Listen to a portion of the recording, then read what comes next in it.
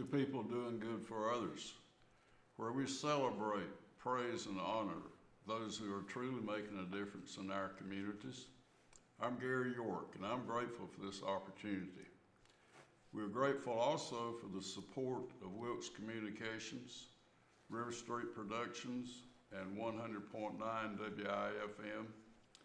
And our featured guest today is Kevin Heape.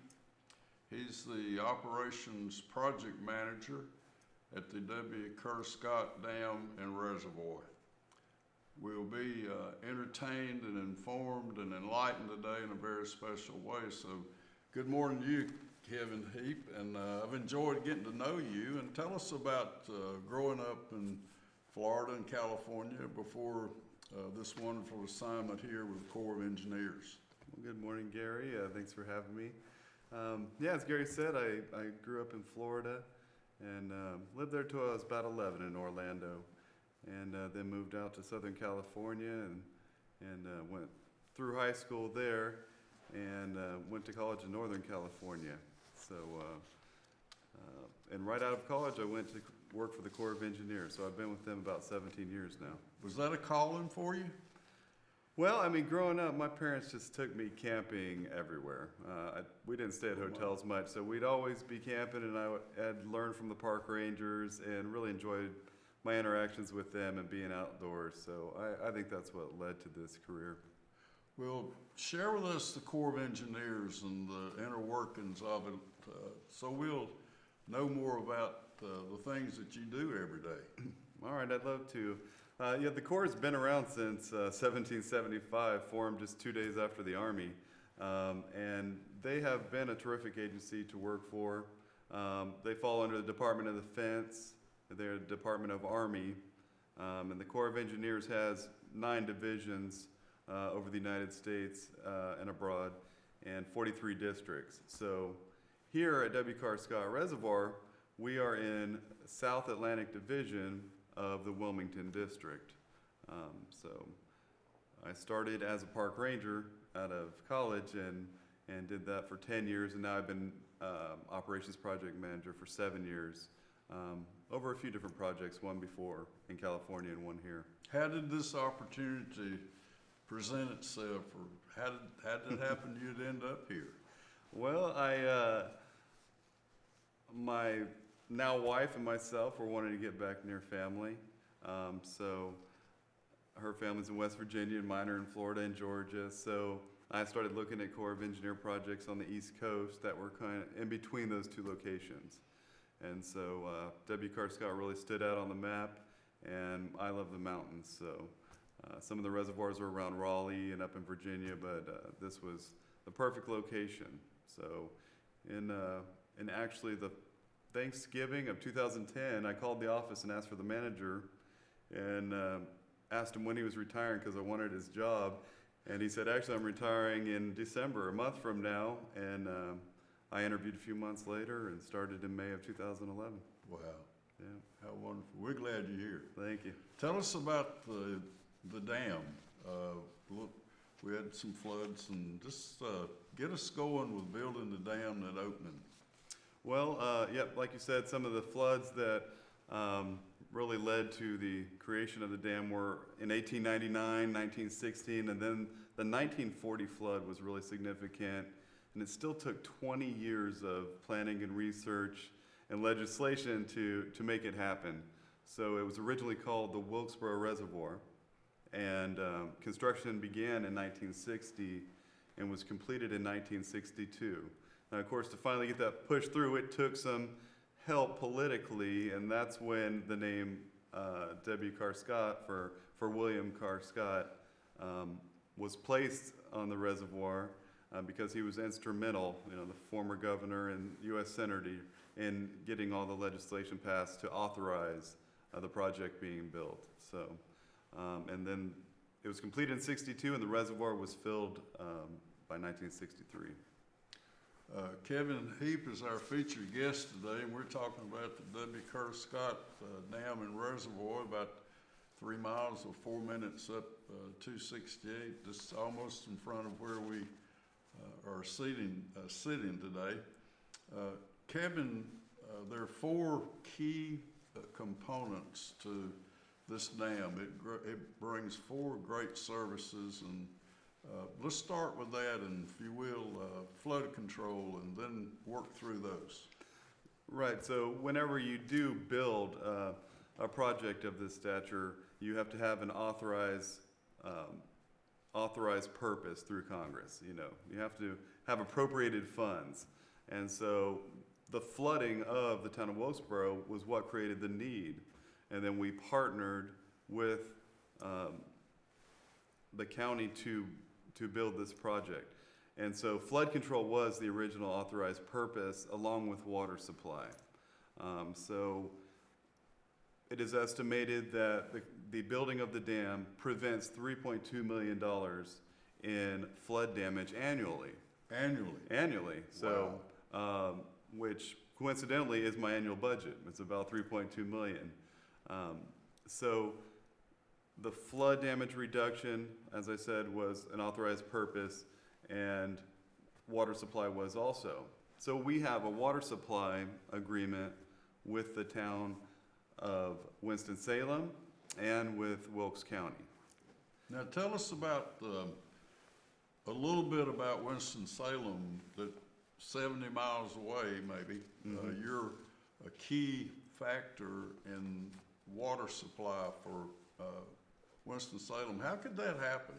Yeah, close proximity is not always the driving factor in who desires water supply from a reservoir. One of my previous projects I managed, it was 100 miles downstream, and the local community actually had no water rights because they opted out whenever the reservoir was formed.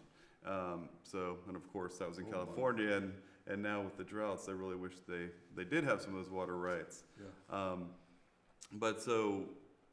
Winston-Salem, they draw out of the Yadkin River in several locations, but at Idles Dam, and we have minimum flows that we have to keep in the river for them to be able to take water out, and to also, we have minimum flows to preserve wildlife in the river. So, Would it be a good time for us to talk about the intake project that's going on right now with Wilkesboro, North Wilkesboro, and the county? Let's do that, right? sure, I think it's been in the planning stages for about 15 years. Right. So Wilkes County is my water supply partner. So that's who I write all my correspondence. That's who I communicate with, and then they can furnish water to the two towns. So Wilkesboro and North Wilkesboro. Right. So there are some state requirements that you have a 5-day emergency supply of water on hand. For our local towns, that would mean constructing some pretty substantial ponds, tanks, not even tanks, they'd have to be large ponds to store that much, a 5-day water supply for the towns.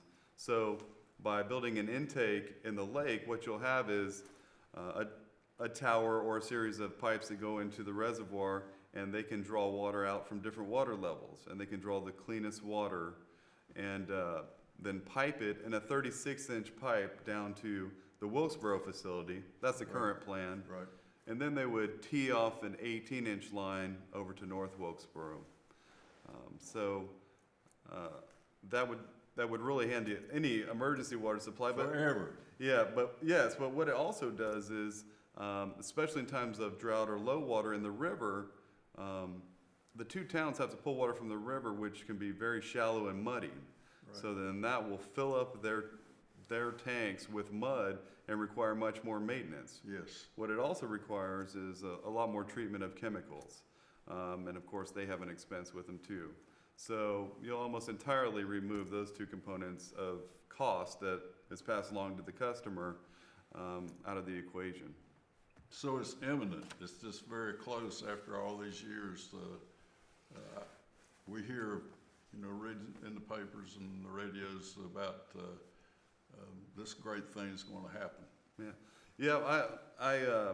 I assume it will happen, and I hope the folks will vote for it and pass it, because a lot of work has gone into it, and a lot of funding has been provided to the federal government to review, conduct the environmental assessment. A lot's been invested already And I think it'd be good to see this dependable water supply. It would allow for growth in the community and just provide a dependable water supply forever. And So it would take away a lot of anxiety, and I think we had a close to an issue in 2008. I think there was a drought that it was just borderline of what we're going to do. So this intake, which will be in you said a 36-inch line all the way from your office up there to here, and we won't have to worry about it anymore. correct. Kevin Heape, one spot I want you to talk about was 2013 when it's been the highest, when the water, tell us about that. Well, in 2013, we reached what we call normal pool is 1,030 feet, so above mean sea level. So that's when you're looking at the reservoir, 99% of the time it's at 1,030 feet. Okay, so, and then we have the ability to flood up to 1,075 feet. So we have 45 feet of flood control pool. Gotcha. And then from 1,030 down to 1,000 foot, that is our conservation pool and our water supply pool. So 15 feet of that water is for Winston-Salem, 15 feet is for North Wilkesboro. Right. But that flood in 2013 was on 4th of July weekend. It raised the reservoir 21 feet, and it put most of our access roads, our launch ramps, everything underwater, so we actually had to close the park on our busiest weekend of the year. So that's the highest level in the immediate past that we can talk about. Yep, the highest level ever was 31 feet high, and that was November 7th of 1977. Okay. So it's been 31 foot high and a couple times in the 20s. But it did pose a lot of interesting problems, like closing the entire park, and also all the dock owners around the lake. A lot of them put in 20-foot poles that their docks slide up and down on. So when we hit 21 feet, a lot of those came loose. And if people weren't in town, we had docks and boats floating around, and Wow. it took a while to clean up and get everything resecured. All right, let's move on. We've talked about flood control, water supply. Let's talk about recreation and what a economic impact and enjoyment for families that you oversee, Kevin Heape. And that it's something we've really looked into over the last 5 years. Is we call it the value to the nation. What value we bring to a local community, and that the money that is spent in the community by them coming here to enjoy the lake. So with recreation, we have about 650,000 visitors a year. In the early 2000s, we peaked around 1 million visitors a year. In late 2010, 11, I think we were #1 in water-based recreation, but now the Corps of Engineers is #1 in all recreation in the nation. So it's pretty substantial. Of course, most of our recreation is water-based. So one of our highest priorities is to teach water safety. We go to the local schools and we teach water safety programs. We did have a billboard out on Highway 421 last summer. We go to a lot of RV shows, boating shows, and really try to spread that message. We have a lot of materials that we hand out. So, but the recreation is at W. Scott, I think, quite an example to shine a light on within the Corps of Engineers. We have 3 campgrounds. Bandit's Roost is one of the most popular, highest performing campgrounds in the nation for the Corps.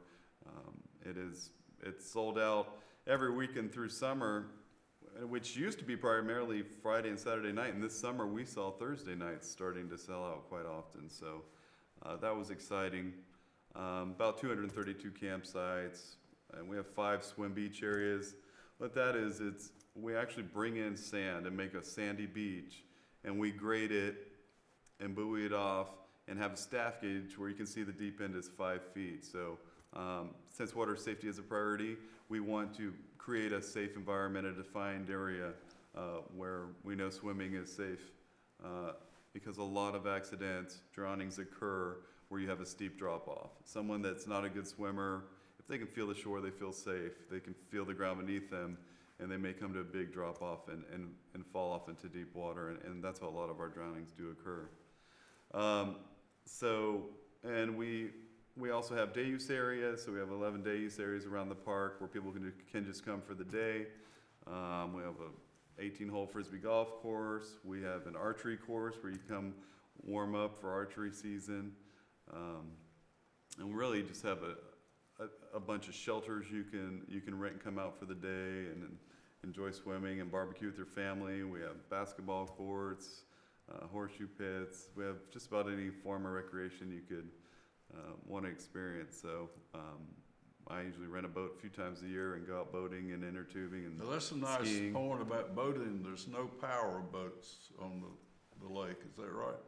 Well, no, this lake there is power boats. Yeah, you're allowed to have power boats. What's nice is we don't get the crowds that you'll see at some of the other reservoirs in the Okay. state. Maybe on holiday weekends, but it really is a nice, peaceful environment where it's not overcrowded, and I think that's what people that come here really enjoy. And and of course, fishing is a lot of folks come out and like to fish at the lake as well. How about the Boy Scouts come there a lot? Oh yeah. Yeah. We actually, years back it had to close. A few of the more remote campgrounds just weren't being used as much.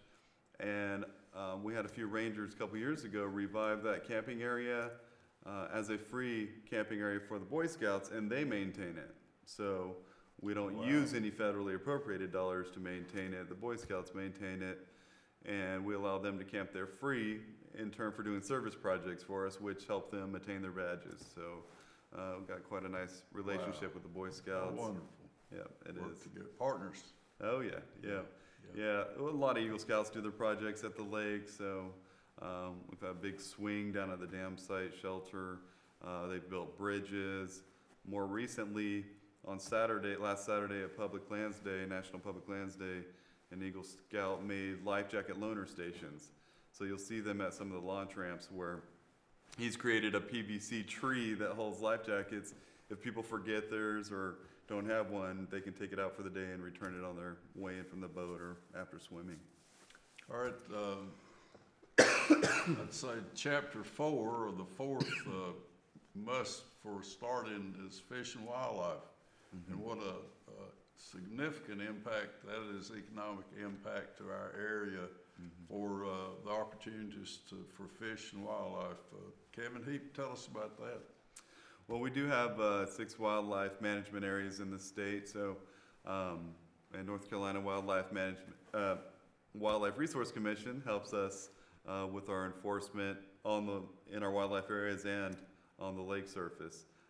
So they're out there patrolling quite often. We plant food plots out in our wildlife management areas. We have youth hunts and for deer, turkey, dove, squirrel. Folks come out for all kinds of fish and game. We got a grant to plant a chestnut Yes. restoration area. So ASU, Appalachian State University, is going to help us study these American chestnut trees that are provided from the American Chestnut Foundation. And we'll be planting some in open field areas, under forest canopy areas, and even the U.S. Forest Service Bridge Crew is going to help us plant them. Some students at West Wilkes High are helping us. We've got How do you do that to get so many, beneficiaries to come in, and how does that, give us some idea of how you get so many people involved? I think that's the partnership about the Corps of Engineers must be a significant part of this is who we are. It is. Partnerships are a huge part of what we do, and volunteers. We typically have 15 to 20 volunteers work each summer at the park. We've built a volunteer campground by my office where there's full hookups, and they live throughout the summer in their RVs, and they will staff our desk at the Environmental Education Center and at the Visitor Assistance Center. They now collect the fees at our day use area parks. They'll do maintenance around the park. So volunteers are one part of it, but the partnerships we have in the community are numerous, and many of them existed before I came here. So the Corps created, we obtained many grants, but the Corps created their own grant where they will give up to $20,000. And so we applied for that grant, and you get bonus points for more partners you involve. Oh. So that was kind of a driving point with this one, why we have so many. But we do like to include as many partners as we can on projects. And really, if they have something, you know, if they have an interest in it, of course they're going to want to be involved. So it was a natural to have the American Chestnut Foundation, and ASU was really our local university that could help us with the more technical study part of it. And the bridge crew helps us with a lot of, whether it's our control burns that we do in our wildlife management areas, any type of vegetation management, forest thinning. The Forest Service bridge crew helps us often with that. So, and we're always working with the high schools, the ROTCs, you know, whether it's our 50th anniversary or if they're doing our flag ceremonies or volunteering last weekend. I mean, they're always out of the park and involved. 4-H. What did you say about last week? Something happened. We were discussing. That was the National Public Lands Day. So that's gone on for over 20 years, and it's a chance where members of the community can come and volunteer in the park. So we do 4 hours from 8 till noon. I think it's the third Saturday in September every year. And so we had 125 volunteers show up this year. A lot of them were Boy Scouts and local groups and ROTC, and I'm going to forget someone, ASU Rowing Club. Yeah. So that's just a partnership we created. The ASU has a new rowing team, and they wanted to store their, I think, 30-foot, maybe it's a 60-foot boat, because it's obviously hard to trailer back and forth. Yeah. And so we made a partnership with them where they will volunteer to help clean up trash around the lake and volunteer for service projects. In exchange, we'll let them store their boat behind a locked area. Go back to fishing. You Yeah. told me about some incredible fish coming out of there. Talk about that a little bit. Yeah, we did. We had a bass fisherman accidentally catch a 20-pound striper this spring, so he wasn't even interested in keeping it. It was an accident, but pretty good-sized striped bass are coming out of the reservoir. In the past, we've planted about 3,500 striped bass and 3,500 hybrid bass annually. And you had a crappie or crappie 4 pounds? Yeah, 4.25 pounds. I mean, that is a huge crappie, and I think that's really the best fishery in the reservoir. But good spotted bass, largemouth bass population, tons of sunfish, red ear, bluegill, and catfish as well. Yeah. Kevin Heape, I want to share with us like a day, just some idea of, you have 14 folks that you say we're all public servants, and just what goes on up there? Just just give us some idea of, if you haven't spoken about it, just so you know, we get there and we're going to do this, this, and this. Well, we do have about 8 park rangers and myself, the operations project manager, and I have assistant operations project manager and a few administrative assistants in the front office, and then I have 1 civil engineering tech. So what we'll do during the day is some park rangers will do the morning hydrology report. So that's when we calculate inflows into the reservoir or outflows, what the lake elevation is, any rainfall that occurred overnight. We are a national weather gauging station as well. And so we provide that information to several outlets. That helps us determine if we're meeting our water supply targets downstream. Then the rangers will go out in the park and patrol the areas and check on all our assets and make sure nothing's been damaged overnight and everyone's happy.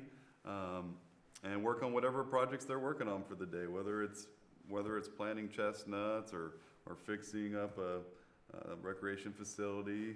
We're still, there's always work to be done. After the July 8th storm, we had a bunch of vegetation come down and a lot of facilities damaged. So They might be writing a contract to purchase something we need in the park. We take instrumentation readings on the dam monthly, so we have piezometers that read the hydro. What The about, water level moving through the dam, so we'll read those piezometers monthly. And, we might be renting shelters, we might, okay, there's just any number of things that may be going on. We have a proposed hydropower plant to be built at the reservoir, so. okay. Before we leave, the two things, make sure this R.G. Absher is a legend person there, and he's touched it in a very special way. And we have over mountain, is that part of the bike trail? We have a national prominence about biking, right? We do. And so RG did start a lot of that movement with the prior manager, Terry Ramsey.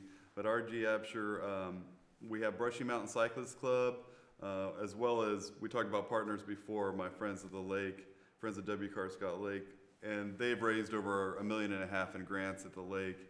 Brushy Mountain Cyclist Club, they have raised a ton of money for grants, and they have built over 45 miles of trail.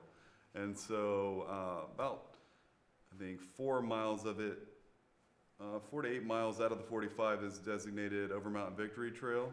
It's a National Historic Trail as well as a National Recreation Trail.